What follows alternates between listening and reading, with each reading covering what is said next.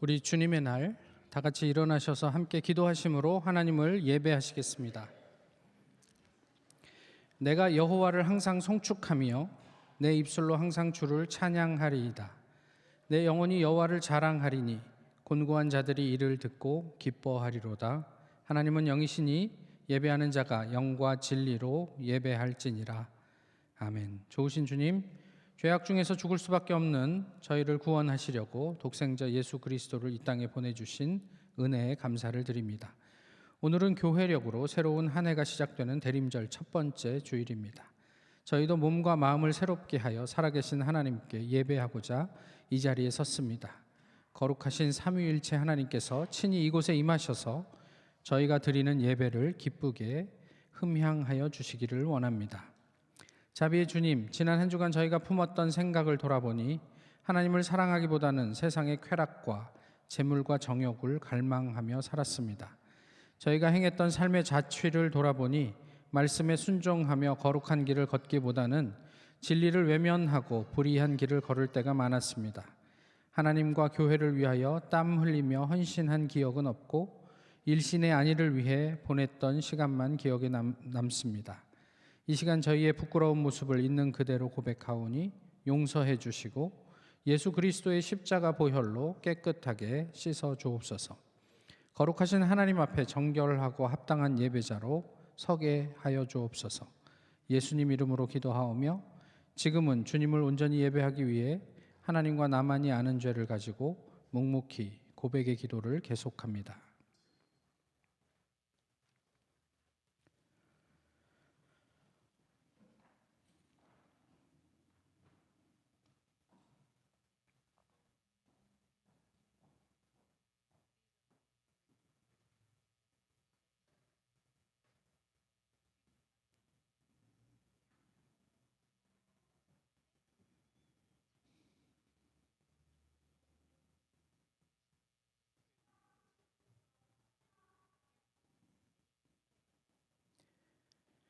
내 하나님 여호와는 자비하신 하나님이심이라. 그가 너를 버리지 아니하며 너를 멸하지 아니하시며 내 조상들에게 맹세하신 언약을 잊지 아니하시리라. 아멘. 이제는 우리의 신앙을 한 목소리로 고백하오니 나는 전능하신 아버지 하나님 천지의 창조주를 믿습니다. 나는 그의 유일하신 아들 우리 주 예수 그리스도를 믿습니다.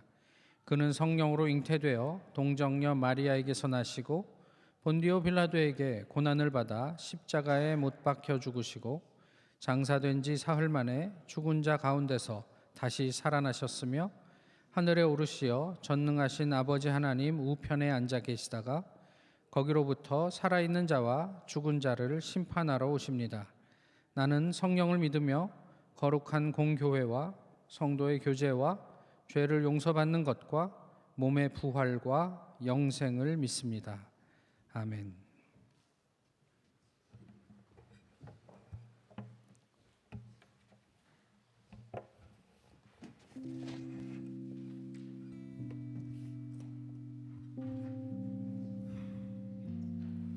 주일 예배 오신 여러분 환영하고 축복합니다. 땡스기빙 연휴 잘 보내셨길 바라고요. 우리 주변 사람들과 인사 나눴으면 좋겠는데 잘 오셨습니다. 함께 예배할 수 있어서 기쁩니다. 이렇게 인사하겠습니다.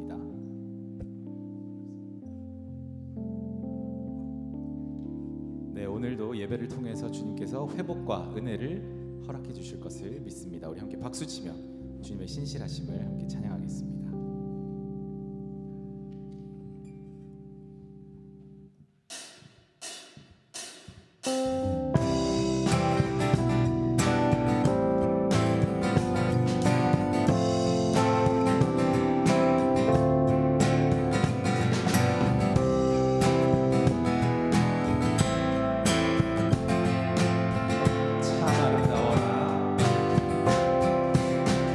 찬양을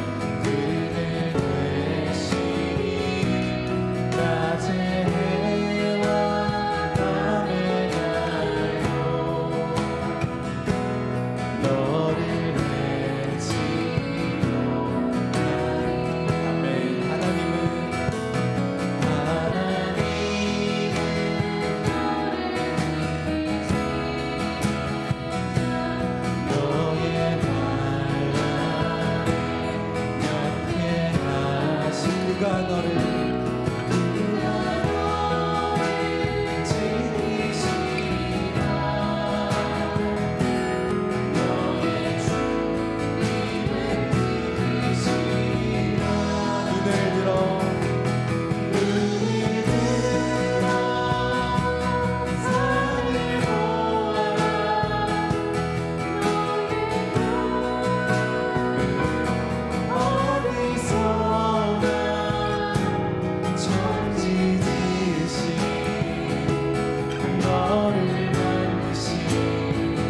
여호와께로다. 눈을 들어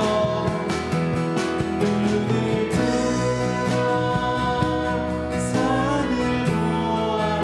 너의 오직 우리 주님께로부터 천지 지으신 너를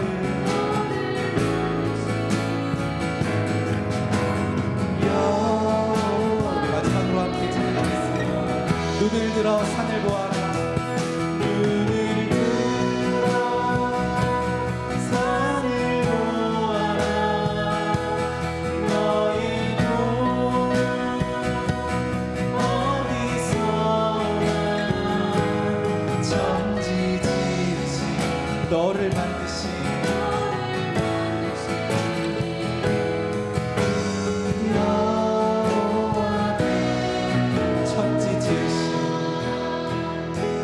천지 지으신 너를 만드신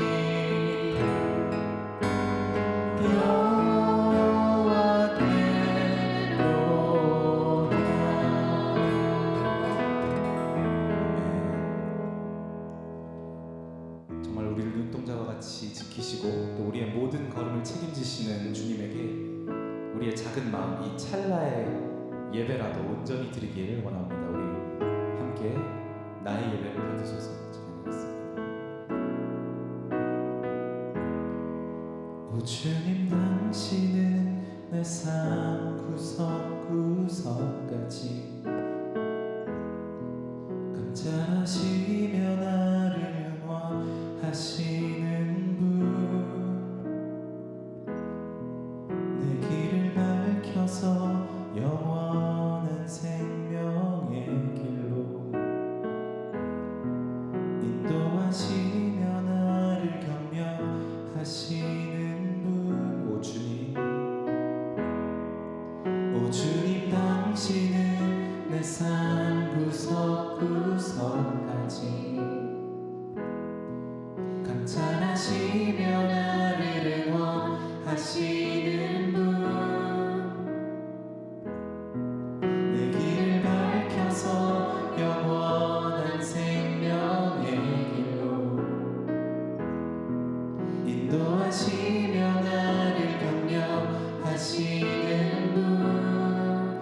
크고 작은 갈등을 겪곤 하지만 항상 결국 당신을 선택합니다.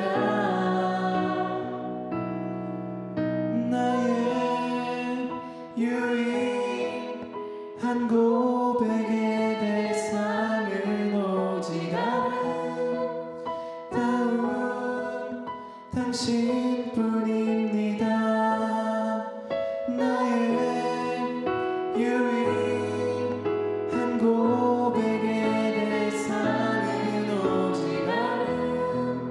아름다운 당신뿐입니다. 나의 예배를 받으소서. 홀로 영광을 받으소서. 주여 나의 주여. 다시 한번 오 주님 당신은 오 주님 당신은 내 삶 구석구석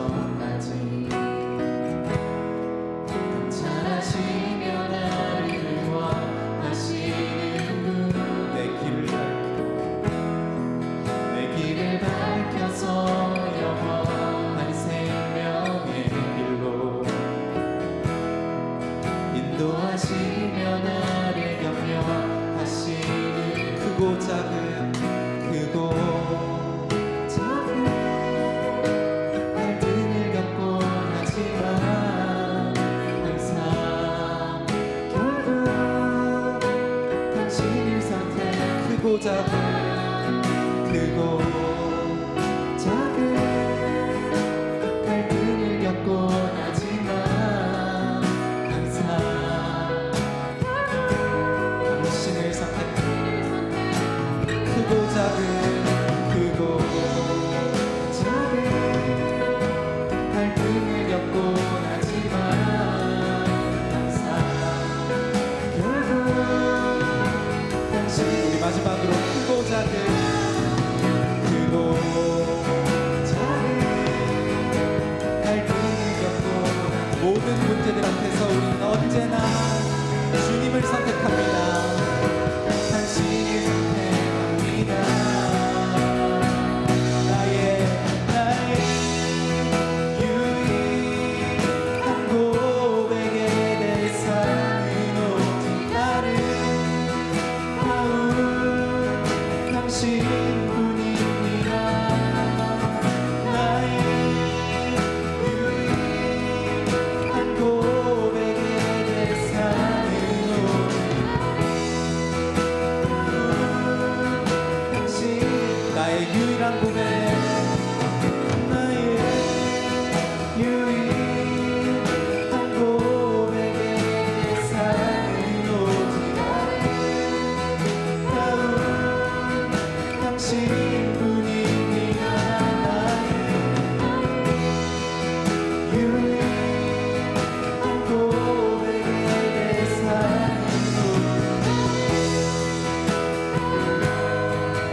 당신 다시 한번 나의 유일한 고백에 대해서는 오직 아름다운 당신뿐입니다. 나의 유일한 고백에 대해서는 오직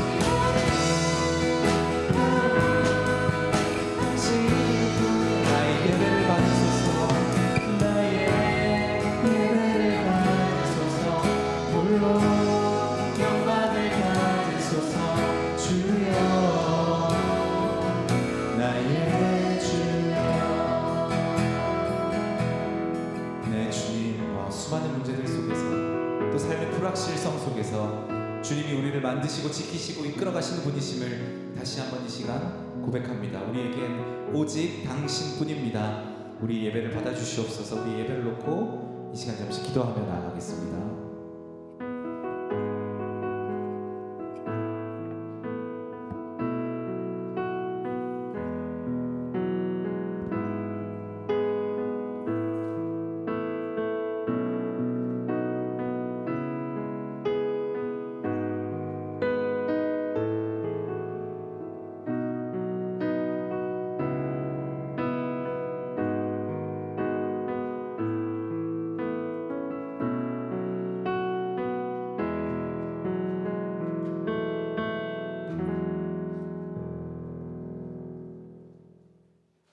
하나님 아버지, 이렇게 귀한 주일에 저희 주님의 교회 성도들을 주님 앞으로 불러주시고 저희가 주님 앞에 모여 주님을 찬양하고 주님을 만날 수 있게 하심을 감사드립니다.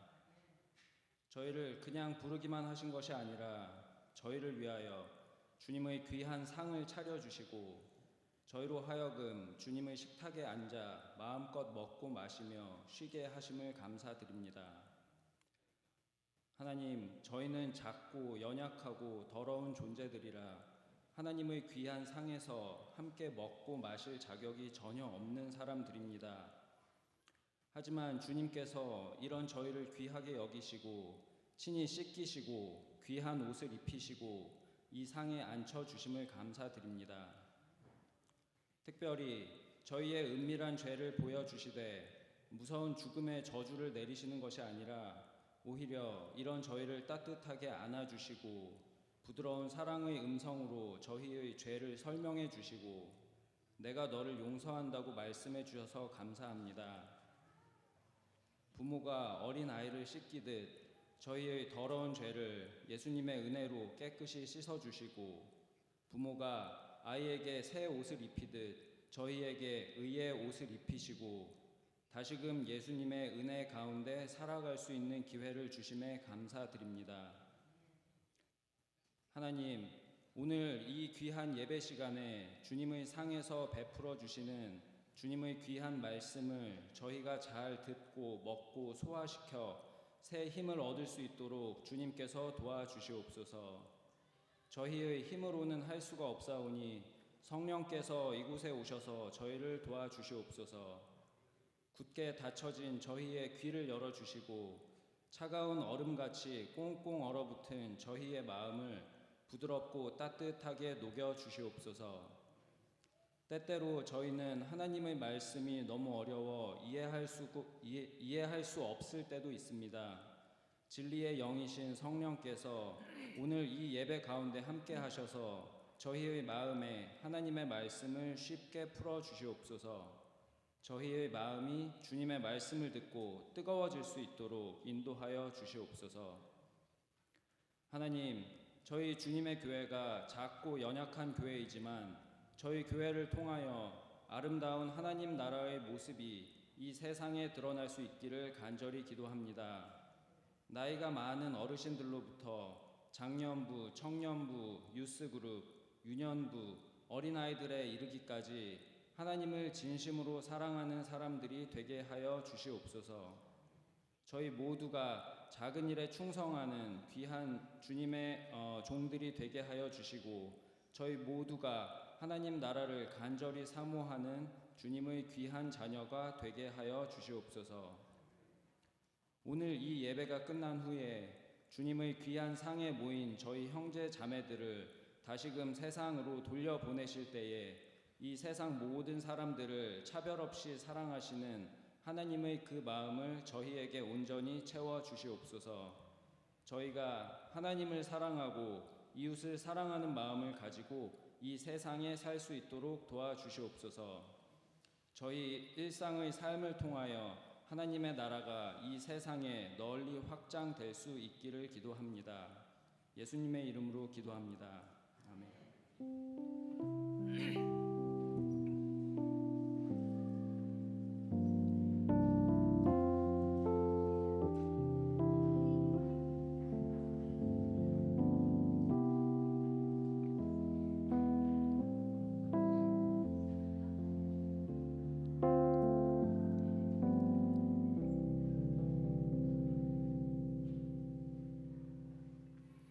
오늘 우리에게 주시는 하나님의 말씀은 창세기 8장과 9장의 말씀입니다. 구약성경 창세기 8장 1절로부터 9장 17절까지의 말씀입니다. 이제 하나님의 말씀을 봉독하겠습니다. 먼저 창세기 8장 1절로부터 5절입니다. 하나님이 노아와 그와 함께 방주에 있는 모든 들짐승과 가축을 기억하사 하나님이 바람을 땅 위에 불게 하심에 물이 줄어들었고 기품의 샘과 하늘의 창문이 닫히고 하늘에서 비가 그치매 물이 땅에서 물러가고 점점 물러가서 150일 후에 줄어들고 일곱째 달 곧 그 달 11의 날에 방주가 아라랏산에 머물렀으며 물이 점점 줄어들어 열째 달 곧 그 달 초하룻 날에 산들에 봉우리가 보였더라. 8장 20절입니다. 노아가 여호와께 제단을 쌓고 모든 정결한 짐승과 모든 정결한 새 중에서 제물을 취하여 번제로 제단에 드렸더니 여호와께서 그 향기를 받으시고 그 중심에 이르시되 내가 다시는 사람으로 말미암아 땅을 저주하지 아니하리니 이는 사람의 마음이 계획하는 바가 어려서부터 악함이라. 내가 전에 행한 것 같이 모든 생물을 다시 멸하지 아니하리니 땅이 있을 동안에는 심음과 거둠과 추위와 더위와 여름과 겨울과 낮과 밤이 쉬지 아니하리라. 하나님이 노아와 그 아들들에게 복을 주시며 그들에게 이르시되 생육하고 번성하여 땅에 충만하라. 땅의 모든 짐승과 공중의 모든 새와 땅에 기는 모든 것과 바다의 모든 물고기가 너희를 두려워하며 너희를 무서워하리니 이것들은 너희의 손에 붙였음이니라. 모든 산 동물은 너희의 먹을 것이 될지라. 채소같이 내가 이것을 다 너희에게 주노라. 그러나 고기를 그 생명되는 피째 먹지 말 것이니라. 내가 반드시 너희의 피 곧 너희의 생명의 피를 찾으리니 짐승이면 그 짐승에게서, 사람이나 사람의 형제면 그에게서 그의 생명을 찾으리라. 다른 사람의 피를 흘리면 그 사람의 피도 흘릴 것이니 이는 하나님이 자기 형상대로 사람을 지으셨음이니라. 너희는 생육하고 번성하며 땅에 가득하여 그 중에서 번성하라 하셨더라. 하나님이 노아와 그와 함께 한 아들들에게 말씀하여 이르시되 내가 내 언약을 너희와 너희 후손과 너희와 함께한 모든 생물 곧 너희와 함께한 새와 가축과 땅의 모든 생물에게 세우리니 방주에서 나온 모든 것 곧 땅의 모든 짐승에게니라. 내가 너희와 언약을 세우리니 다시는 모든 생물을 홍수로 멸하지 아니할 것이라. 땅을 멸할 홍수가 다시 있지 아니하리라. 하나님이 이르시되 내가 나와 너희와 및 너희와 함께 하는 모든 생물 사이에 대대로 영원히 세우는 언약의 증거는 이것이니라. 내가 내 무지개를 구름 속에 두었나니 이것이 나와 세상 사이의 언약의 증거니라. 내가 구름으로 땅을 덮을 때에 무지개가 구름 속에 나타나면 내가 나와 너희와 및 육체를 가진 모든 생물 사이에 내 언약을 기억하리니 다시는 물이 모든 육체를 멸하는 홍수가 되지 아니할지라. 무지개가 구름 사이에 있으리니 내가 보고 나 하나님과 모든 육체를 가진 땅의 모든 생물 사이에 영원한 언약을 기억하리라. 하나님이 노아에게 또 이르시되 내가 나와 땅에 있는 모든 생물 사이에 세운 언약의 증거가 이것이라 하셨더라. 아멘.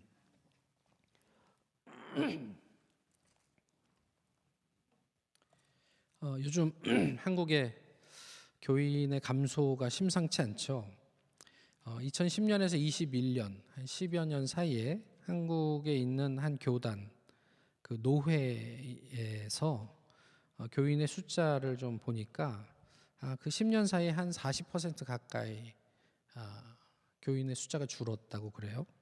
그리고 한국 교회 전체를 놓고 볼 때도 코로나 전 2017년 대비 2022년에 19세에서 39세, 소위 한국에서 그냥 청년 세대라고 분류하는 이 사람들이 얼마나 줄었나 봤더니 여기도 역시 한 36% 정도 교인이 감소했다라고 이야기를 합니다. 이런 통계는 요즘 어디에서나 인터넷에 들어가 보시면 쉽게 찾아볼 수가 있습니다. 예전에 그 원인으로 이제 교회의 어떤 초고도 성장이라는 자기 영광에 취해서 개인의 삶과 사회의 문제를 외면했기 때문이다. 뭐 이런 이야기를 하기도 했었고, 또는 뭐 세상과 교인의 현실적 고민을 성경적으로 응답하는데 실패했기 때문이다라는 이야기를 하기도 했었습니다. 사실 결국은 그렇게 놓고 보면 뭐 이야기는 하나로 이제 표현할 수 있는데요. 교회가 하나님과 성경에서 멀어졌기 때문이 아닌가 싶은 거죠. 그럼에도 불구하고 여전히 교회가 의미가 있습니까? 오늘 우리가 하나님을 그럼에도 불구하고 믿어야 하는 이유는 무엇입니까? 우리가 신앙생활을 하면서 가지게 되고 누리게 되는 신앙의 유익은 무엇인가 하는 것이죠. 신앙생활을 하시면서 어떤 것들을 기대하십니까? 또 우리가 날마다 하나님 앞에 기도하는 것들이 있잖아요. 그런 것들이 기도하면 기도하는 대로 다 이루어집니까? 혹 하나님께서 침묵하실 때도 있잖아요. 근데 그 침묵에 대해서 우리는 어떤 반응을 보이고 있느냐 하는 거예요. 만약 그 침묵이 극단적으로 우리 평생 계속되어도 우리는 그 하나님 때문에 나의 어떤 신앙을 철회하지 않고 하나님 앞에 계속 우리의 신앙적인 어떤 그런 믿음을 견지하며 버텨낼 수 있는가? 오늘 본문 앞에서 그런 고민들을 좀 해보게 됩니다. 믿음이 무엇이냐라고 했을 때 사전은 이렇게 얘기를 해요. 신을 굳게 믿어 그 가르침을 지키고 그에 따르는 일. 신을 굳게 믿어 그 가르침을 지키고 그에 따르는 일. 이렇게만 보아도요. 사실 우리가 성경을 이야기하지 않고라도 믿음은 조건이 아니라 우리 믿는 대상에 대한 신뢰 그리고 그에 대한 헌신이라고 이야기하게 돼요. 하나님으로부터 우리에게 주어지는 무엇 때문이 아니라 우리가 하나님을 적극적으로 선택하고 그리고 그것을 진리로 믿고 그에 합당한 자기 부인의 삶을 이루어가는 일련의 모든 과정을 신앙이라고 얘기하는 거죠. 결국 우리 평생 하나님께서 내가 원하는 그것을 하지 않는 것 같아도 우리가 여전히 하나님을 동일하게 예배할 수 있는가? 그렇다면 그것이 믿음이고 그것이 신앙생활이다 이런 거예요. 사실 이렇게 얘기하면 어렵죠. 그렇게만 놓고 할 때 우리가 어떻게 신앙생활을 잘 할 수 있겠습니까? 또 하나님이 우리가 신앙생활을 할 때 또 언제나 외면만 하시는 그런 분은 아니시잖아요. 어쨌든 그럼에도 불구하고 신앙의 핵심은, 본질은 그런 것이다라는 거예요. 오늘 본문은 우리가 잘 아는 노아 홍수의 결론입니다. 여호와께서 사람의 죄악이 세상에 가득함과 그의 마음으로 생각하는 모든 계획이 항상 악할 뿐임을 보시고, 창세기 6장 5절의 말씀이죠. 공동 번역에서 6장 6절을 이렇게 번역하고 있어요. 왜 사람을 만들었던가 싶으시어 마음이 아프셨다. 하나님이 마음이 아프셨대요. 사람들의 그런 어떤 항상 악밖에 모르는 것 같은 그런 모습들을 보면서 하나님 마음이 아프셨대요. 우리가 읽는 성경에서는 그것을 하나님께서 사람을 만드신 것을 후회하셨다 이렇게 번역을 했어요. 결과적으로 보면 우리의 죄악이 홍수의 이유가 되었어요. 그런데 오늘 본문에서 8장 21절을 보시면 그 인간의 악함이 또 하나님의 심판을 철회하는 이유가 된다고 이야기를 하고 있어요. 다시는 사람 때문에 땅을 저주하지 않겠다. 왜냐하면 이는 사람의 마음이 계획하는 바가 어려서부터 악함이라. 얘네들 원래 이래. 그러니까 내가 다시는 사람 때문에 땅을 심판하거나 저주하지 않겠어. 이렇게 얘기를 하시는 거예요. 여기서 하나님은 적나라한 우리의 모습을 말씀하고 계시는데, 어떻게 보면 우리가 어차피 그런 존재니까 포기한 것 같아요. 얘네들 구제가 불능하구나. 그냥 내버려 둬야 되겠다. 이렇게 포기한 것 같아서 신앙생활 좀 열심히 해볼라 치면, 그런 분이라면 좀 기분이 나쁠 수도 있어요. 그런데 하나님이 우리에게 진짜 원하시는 것은 그런 포기가 아니라는 거죠. 하나님이 진짜 원하시는 것은 이미 우리가 봤어요. 창세기 4장에서 가인에게 하신 말씀이에요. 뭐죠? 죄가 너를 원하나 너는 어떻게 하라고요? 죄를 다스리라. 이렇게 하나님께서 말씀하셨어요. 죄는 너를 호시탐탐 노리고 너를 실족시키려고 계속 너를 원하는데, 너는 어떻게 하라? 죄를 다스리라. 그게 우리가 할 수 있는 일이라고 얘기하시는 거잖아요. 그런데 아쉽게도 가인을 포함해서 그 이후의 인류 누구도 이 하나님의 원함을 이루어 드리지 못했어요. 그렇게 살지 못했어요. 통상 노아 홍수를 두 번째 창조라고 이야기합니다. 오늘 본문 특히 9장 이렇게 읽어보시면 아담을 창조하시고 아담에게 하신 명령이 그대로 반복되는 것을 보실 수 있어요. 그리고 특별히 아담에게 처음 주셨던 명령, 8장 17절도 그렇고 9장 1절이나 9장 7절도 그런데 생육하고 번성하여 땅에 충만하라, 이 말씀들이 반복되고 있어요.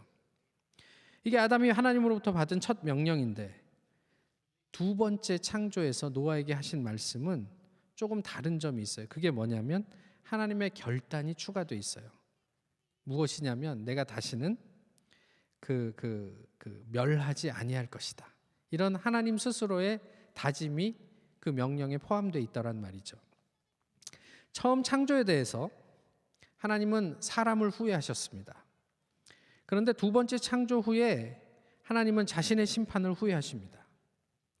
이게 참 우리한테는 곤혹스러운 대목이에요. 추상같이 세상을 심판할 때는 언제고 이제 와서 하나님을 왜 마음을 바꾸셨을까요? 이미 사람들 다 죽여놓고 내가 내 심판을 후회한다 이렇게 말씀하시는 이유가 무엇이었을까? 도대체 우리에게 하나님이 원하시는 것은 무엇일까 싶은 거죠. 홍수의 내용을 좀 보시면 노아가 600세 되던 2월 17일에 비가 시작됐고 40일 동안 비가 내렸대요. 이 비는 우리가 이제까지 한 번도 보지 못한 엄청난 비였어요. 그리고 이후에 150일 동안 물이 차 있었다. 그렇게 얘기를 하고 한 7월 17일쯤 돼서 5개월 만에 방주가 아라랏산에 닿았다. 이렇게 얘기를 하고 있잖아요. 그리고 좀 더 기다려서 한 10월 1일 날 이제 높은 산봉우리들이 보이기 시작했다. 성경은 우리에게 얘기를 하고 있고, 그 이후 40일 후에 한 11월 10일, 12일쯤 까마귀와 비둘기를 내보냈는데 얘네들이 돌아다니다가 어디 있을 때를 찾지 못하니까 다시 돌아왔다. 이렇게 얘기를 했고, 그 이후 또 7일 후에 비둘기를 내보냈더니 감람나무 이파리를 물고 돌아왔다. 그리고 또 7일을 기다렸습니다. 그리고 비둘기를 내보내니까 이제는 비둘기가 돌아오지 않았다. 노아의 판단은 이제는 됐구나. 그래서 601세 1월 1일 날 물이 빠진 것을 확인하고 방주의 덮개를 열었다. 성경은 그렇게 이야기합니다. 그리고 한 2달여를 더 기다려서 땅이 건조한 것을 보고 방주에서 하산할 것을 하나님께 명령하셨고, 그리고 노아는 하나님의 명령대로 방주에서 내려섰다. 이게 한 1년 1개월 정도 걸린 대략의 내용들입니다. 홍수 속의 의미를 좀 생각을 해봅니다. 이 홍수가 노아에게는 어떤 의미였을까? 한 1년여 동안 노아는 그 안에서 어떤 생활을 했을까 싶은 거예요. 아시는 것처럼 이 방주는 그냥 박스예요. 박스고 창이 없어요. 그러니까 맨 꼭대기에 뭐 하나 창 내락 뭐 그것 외에는 창이 없어서 이 방주 밑에 쪽으로 갈수록 빛이 들어올 수가 없는 거죠. 햇빛도 없었고 음식은 물론이고 음식이 얼마나 제한적이었겠어요. 그리고 또 온갖 짐승들이 그 속에 있으니까 그런 소음들이나 또 동물의 배설물 이런 것들은 다 어땠을까 싶은 거예요. 뭐 이런 농장에 가서 일을 해보신 적이 있는지 모르겠는데 사실 농장에 들어가면 특히 동물들을 키우는 농장에는 요즘은 그래도 뭐 많이 깨끗해져서 좀 다를 수 있는데요. 어쨌든 우리가 별로 반기지 않은 냄새들에 익숙해져야 되는 거 아닙니까? 이 환기 시설 하나 없는 이 박스 안에서 한 1년 동안 상당히 열악한 환경에서 노아는 버텨야 하지 않았을까 싶은 거예요. 이에 대해서 성경은 노아가 어떻게 살았다 구체적으로 말씀하지 않아요. 그렇지만 본문 8장 20절에서 의미 있는 이야기를 전하고 있어요. 무엇이냐면 방주에서 나온 노아가 가장 먼저 한 일인데 그것은 제단을 쌓고 하나님을 예배했다 이렇게 전해주고 있어요. 이것은 방주에서 노아가 어떤 삶을 살았을지에 대한 중요한 정보가 되기도 해요. 하나님과 아무런 관계없이 살았는데 나오자마자 하나님을 생각하고 하나님을 예배했을까요? 그 안에서는 그러면 하나님을 예배하지 않았을까요? 그냥 노아는 늘상 그 안에서 어떻게 살았을지를 그렇게 성경은 우리에게 보여주고 있는 거죠. 만약 우리가 그 안에 있었다면 우리는 가장 먼저 배에서 나왔을 때 무엇을 했을까? 테니스를 먼저 쳤을까? 뭐 이런 생각들을 해보게 되는 거죠. 노아는 방주에서 그렇게 1년 동안을 살았습니다. 그는 하나님과 어떤 관계를 맺고 어떤 기도를 하면서 어떻게 하나님과 관계를 맺으면서 살았을까요? 저 같으면 아마 그런 기도를 했을 것 같아요. 하나님 빨리 이 방주에서 나갈 수 있도록 도와주십시오. 이렇게 기도했을 것 같아요. 그런데 오늘 본문을 통해서 우리가 알 수 있는 것은요. 홍수 시작 후 5개월 만에 하나님은 노아의 필요를 아셨어요. 8장 1절의 말씀인데 하나님께서 노아를 기억하셨다 이렇게 얘기해요. 그래서 그때부터 바람이 불게 하고 땅을 건조시키기 시작했다. 성경은 그렇게 우리에게 전해주고 있어요. 그런데 그것이 이루어지기까지 얼마나 더 걸렸어요? 7개월이 더 걸렸어요. 그 이전에 노아가 얼마나 간절히 기도했는지는 모르겠지만 본문은 하나님께서 노아를 생각하셨고 노아의 기도를 들어주기 시작하셨다라는 것은 분명한 사실이에요. 우리는 이것을 믿고 참아낼 수 있을까 하는 거죠. 하나님께서 이미 우리의 삶 속에 일하고 계세요. 근데 지금 당장 내 눈에 안 보여요. 하나님, 저는 얼른 이 방주에서 나가고 싶습니다. 근데 하나님께서 바람을 보내셔서 뭐 이렇게 물을 증발시키고 뭐 땅을 말리고 뭐 이러기 시작한 7개월이 걸리는데 그 7개월을 영원 같은 7개월을 버텨낼 수 있는가 하는 거예요. 사실 이것을 인정하고 믿는 것이 우리의 신앙생활에서 매우 중요한 부분이거든요. 우리는 어려서부터 모든 계획하는 바, 즉 존재 자체가 악하다. 하나님께서 그렇게 말씀하세요. 그런데요, 반전이 있잖아요. 노아 같은 사람도 있었단 말이에요. 한 명뿐이었지만 노아 같은 사람이 있었다. 성경이 우리에게 하고 싶은 말은 그거예요.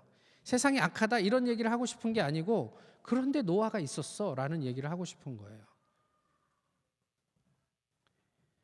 이게 오늘 본문이 우리에게 주시는 말씀이에요. 우리는 하나님 앞에서 어떤 존재로 살고 있느냐 하는 거죠.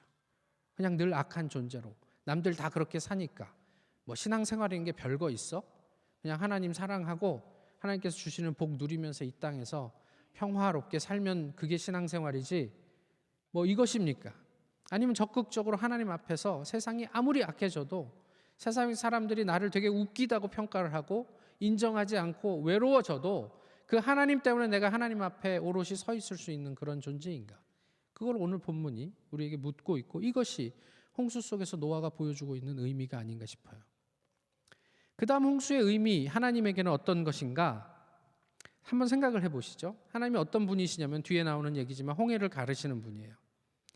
바닷물을 반쪽이 되게 가르셨고 그 다음에 그 진흙, 펄을 하나님께서 순간적으로 마르게 하셔서 이스라엘 백성들이 마른 땅을 걸어서 홍해를 건너도록 만들어 주신 분이란 말이에요.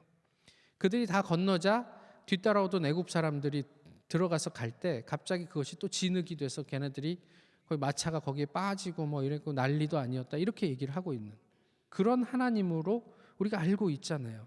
그런데 궁금해요. 왜 홍수로 가득한 물을 빼고 건조시키는 데는 7개월이라는 오랜 시간이 걸렸을까 싶은 거죠. 혹시 이것이요 진짜 가망이 없는 어려서부터 항상 악한 존재인 우리를 구원하기 위한 하나님의 고민 그리고 씨름의 시간은 아니었을까 싶은 거예요. 얘네들 어떻게 하지? 고민하고 씨름하면서 마치 겟세마네 동산에서 예수님께서 내가 이 사람들을 위해서 죽어야 합니까? 안 죽어도 되는데 꼭 죽어야 하겠습니까? 다른 방편은 없겠습니까? 하실 수 있다면 이 잔을 내게서 옮겨주시지요 라고 기도했던 그 예수님의 기도처럼 말이죠. 그 7개월이 하나님의 씨름의 시간은 아니었을까 싶은 거예요. 심판과 용서 어떤 차이가 있을까요? 죄를 지었으면 응당 벌을 받아야죠. 그 심판을 하나님은 어떻게 경험하셨다고요? 죄가 깨끗해져서 개운하셨다 이렇게 성경은 얘기하지 않고 후회하셨다 이렇게 얘기를 해요. 부모가 자녀를 훈육하면서 벌을 세우기도 하고 하잖아요. 그래서 애들을 잘못했으니까 벌을 받는 거죠. 그래서 애들 벌 받고 애들이 힘들어하고 괴로워하면 부모 마음이 기쁩니까? 아 이제 제가 잘못한 것을 뉘우쳤겠지 막 기쁘고 기분 좋아집니까? 아니죠. 그 속에서 부모는 또 마음이 아파요. 짠해요. 그래서 고민해요. 어떻게 하면 더 잘 자녀를 양육할 수 있을까? 더 나은 방법은 없을까? 이런 고민을 하잖아요. 땅이 마르는 7개월여 하나님의 고민을 봅니다. 그리고 하나님은 당신 안에서 그 해법을 찾으셨어요. 우리가 이미 알고 있는 내용이죠. 부모가 자식을 위해서 죽어줄 수 있습니까? 제가 질문해갖고 갑자기 부모는 자식을 위해서 특별히 어머니는 자식을 위해서 죽어줄 수 있을 것 같아요. 물론 그럴 수 있습니다라고 대답한다면 그게 가능하다면 하나님이 우리를 위해서 자신을 왜 못 죽이시겠어요? 하나님이 노아의 홍수를 통해서 인간의 연약함을 보셨고 인간의 근원적 죄의 문제를 해결하시기 위해 자기를 죽이기로 작정하셨죠. 심판이 아닌 사랑과 용서로 말입니다. 하나님은 이 확고한 의지를 변치 않는 자연 법칙 속에 담으셨어요. 이것이 무지개의 의미예요. 자연 법칙이 언제나 그러한 것처럼 당신의 결단을 관철시키겠다는 의지를 우리에게 보여주신 거예요. 이것이 하나님이 우리에게 주신 언약이에요. 이 언약은 다른 언약과 좀 구별되는 특징이 있어요. 뭐냐면 첫 번째는 언약의 대상인 우리에게 어떤 의무도 지우지 않아요. 하나님이 아브라함과 언약을 세울 때 재물을 반으로 갈라놓고 그 가운데를 지나게 합니다. 아브라함. 그래서 너도 이 언약을 어기면 이제 언제든지 이 언약은 취소될 거야. 이런 말씀을 하시는데 오늘 하나님께서 무지개를 통해서 우리에게 주신 언약은 우리한테 요구하는 바가 없어요. 그리고 다른 하나는 너도 이 언약을 기억해야 돼 하지만 오늘 본문을 읽어보시면 내가 무지개를 보고 기억할 것이다. 내가 기억할 것이다. 이렇게 얘기를 해요. 하나님께서 스스로 자신을 이 약속에 구속시키셨다는 점이 다른 언약들과는 좀 구별되는 점이에요. 9장 15절에 다시는 모든 육체를 멸하는 홍수가 되지 아니할지라. 이 의미는요. 데살로니가 전서 5장 16절에 항상 기뻐하라 쉬지 말고 기도하라 범사에 감사하라. 그 다음에 뭐가 이어지죠? 이것이 그리스도 예수 안에서 너희를 향하신 하나님의 뜻이니라. 이것과 통하고 있는 거예요. 우리가 어떻게 항상 기뻐합니까? 어떻게 쉬지 않고 기도합니까? 어떻게 범사에 감사합니까? 어렵죠. 불가능하죠. 그런데 이게 하나님의 뜻이래요. 무슨 이야기냐면 이게 내 뜻이니까 너네가 그것이 불완전하고 어려울 때 내가 반드시 그것을 관철해낼게. 내가 책임질게. 이런 말이란 거예요. 오늘 본문에서 무지개를 통해서 하나님께서 주신 언약은 그런 거예요. 이건 변치 않고 내가 반드시 기억할게. 이렇게 말씀하신 거죠. 우리에게 지워진 의무가 아니라 하나님께서 그렇게 하시겠다, 책임지시겠다는 그 의지의 표현이에요. 이게 복음이죠. 이게 복음이죠. 너네는 구제불능한 죄인인데 내가 책임질게. 무지개를 보면 어떤 생각이 드십니까? 저는 샴페인의 무지개가 너무 아름다워요. 산이 없어갖고 땅에서 땅으로 이렇게 진짜 반원의 무지개를 볼 수 있는 곳이잖아요. 아름답고 황홀합니다. 우리 신앙인들은 오늘 본문의 언약을 떠올리기도 하죠. 그런데 반면에 또 무슨 이야기를 하냐면 무지개를 보면서 그래 다음은 불심판이다 뭐 이런 이야기를 해요. 이제 물론 하나님께서 세상을 심판하지 않으실 거라고 얘기했으니까 이제 다음은 불로 우리를 심판하실 거야 얘기해요. 아담이 하나님께 얘기하죠. 우리가 벗었으므로 두려워하여 숨었나이다. 이 아담이 가진 죄 때문에 가지게 된 두려움이 하나님의 진심을 왜곡하게 해요. 하나님께서 무지개를 보면 다음은 불심판이다 이런 말씀하셨어요? 아니요. 내가 다시는 너희를 심판하지 않겠다는 말씀하셨어요. 그런데 저희는 그 두려움으로 하나님의 진심을 왜곡해요. 복음이고 나발이고 하나님은 반드시 또 다른 방법으로 우리를 야단치실 거야, 심판하실 거야. 어때요? 거기에 복음이 있습니까? 무지개 속에 내재된 하나님의 고뇌를 느끼십니까? 당신을 죽여서 우리를 살리시려는 하나님의 애끓는 마음을 공감하시냔 말이에요. 제가 재미있는 그 글을 봤는데요. 그냥 한 강연에서 한 이야기인데 그대로 읽어드리겠습니다. 최근 학계의 큰 이슈 중 하나가 1분 운동이에요. 작년 12월에 나온 네이처 메디슨의 논문을 또 하나 발견했습니다. 평균 연령 61.8세의 노인들을 대상으로 했고 2만 5천 명이 넘는 사람들의 데이터를 가지고 분석을 한 거예요. 하루에 1, 2분 운동한 그룹과 아예 운동하지 않은 그룹 사망률을 예측했을 때 차이가 얼마나 나왔을까 봤는데 충격적인 결과가 나왔어요. 하루에 1분 또는 2분만 두세 번 정도 운동을 꾸준히 7년 동안 해줬던 그룹에서는 사망률이 거의 40% 가까이 떨어진 거죠. 심지어 심혈관계 질환으로 사망할 확률은 50% 감소했다는 거죠. 하루에 1시간 넘게 정말 제대로 운동하신 분들의 그룹하고 비교했을 때 하루 1, 2분 운동한 그룹이 그렇게 큰 차이가 유의미하게 나지 않은 거예요. 그래서 이 논문뿐만 아니라 최근에 계속 나오는 얘기가 뭐냐? 우리가 운동을 헬스장 끊고 정말 크게 해야 되는 게 아니라 하루에 1분만 꾸준히 하기만 하면 혈당이 낮아지고 지방 분해에도 효과가 있고 근육 빌드업에도 효과가 있고 그 다음에 뇌의 어떠한 기억력, 학습력 이런 거에도 효과가 있고 너무 좋은 지표들이 많이 나오는 거예요. 이제 운동하시는 분들 다 그만두세요. 그냥 하루에 1분만 하시면 돼요. 꾸준히 1분만 매일 하시면 그냥 진심으로 운동하시는 거랑 똑같대요. 한번 보세요. 노아는 최악의 환경 속에서 하나님이 응답하시지 않는 1년 아니 600년을 하나님과 더불어 살았다. 성경은 그렇게 이야기합니다. 그렇게 매일 한순간 한순간 1분, 2분 그렇게 하나님을 선택하며 살았대요. 그런 그를 통해 하나님은 이 세상을 다시 시작하셨습니다. 8장 17절에서 9장 1절에서 7절에서 땅에서 생육하고 땅에서 번성하리라. 하나님이 노아와 그 아들들에게 복을 주시며 그들에게 이르시되 생육하고 번성하여 땅에 충만하라. 너희는 생육하고 번성하여 땅에 가득하여 그 중에서 번성하라. 우리도 그렇게 하나님과 동행하자고요. 하루에 1분, 2분 꾸준하게 하나님과 동행해 보시자고요. 뭐 이렇게 하루에 내가 30분씩, 1시간씩 내가 큐티를 하고 기도를 하리 좋은데요. 그거 매일 못 하시잖아요. 1분도 좋고 2분도 좋아요.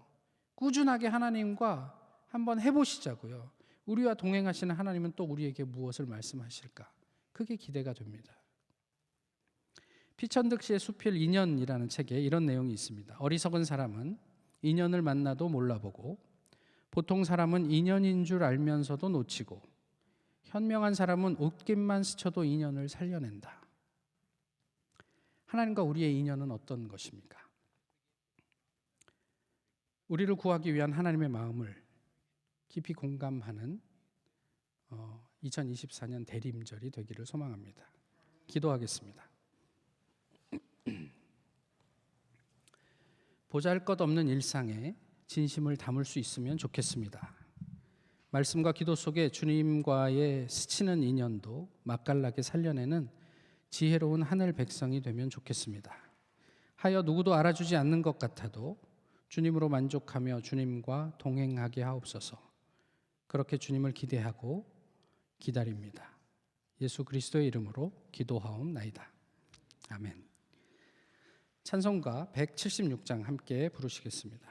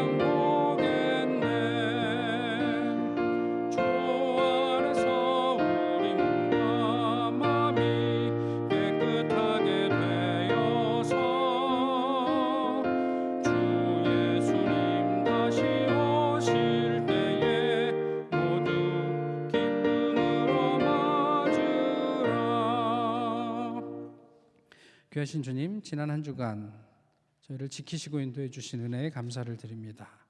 감사하는 마음을 담아 구별하여 주님 앞에 예물을 드립니다. 이 물질이 쓰이는 곳마다 하나님을 선택하며 순간순간 하나님과 동행하는 귀한 결단과 은혜들이 있게 하여 주옵소서. 우리 일상 가운데 주님 앞에 기도하는 모든 기도의 제목들 주님께서 동일한 은혜로 함께 하시고 응답하여 주시길 원하고, 또 마음과 정성과 시간으로 주님 앞에 드리는 봉헌 가운데도 은혜를 더하여 주시옵소서. 하나님께서 우리에게 허락해 주실 그 모든 것, 특별히 예수 그리스도를 통해 우리가 주님을 기대하고 기다립니다. 감사드리며 예수 그리스도의 이름으로 봉헌 기도 드리옵나이다. 아멘. 교회 소식입니다. 운영위원회 오는 토요일 12월 7일 오전 8시에 교회에서 모입니다. 재정부에서 광고가 있네요. 지출 청구서를 올해 12월 22일까지 청구해 주시고, 또 발행한 체크는 얼른 이게 재정 결산을 하기 위해서 바로바로 좀 입금을 해 주시기를 부탁을 드립니다. 대표기도 명단 확인해 주시고, 필요하신 분들은 송미듬 집사에게 연락하셔서 변경 조정해 주시기를 부탁드립니다. 그 다음에 겨울 행복 캠프를 계획하고 있는데 주보의 내용을 확인하시고 궁금하신 것은 우리 김도연 집사에게 문의해 주시기를 부탁드립니다. 유스그룹과 찬양팀의 광고가 계속해서 올라오고 있는데 기도해 주시고 또 마음이 움직이시는 분들은 함께 해주시기를 부탁드립니다.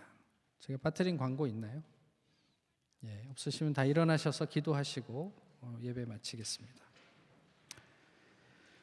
지금은 우리 주 예수 그리스도의 은혜와 하나님의 사랑과 성령의 교통하심이 주님과 동행하며 주님 앞에 서기를 작정하는 주님의 백성들 위에, 온 세상의 교회 위에 이제로부터 영원히 함께 하시기를 간절히 축원하옵나이다. 아멘.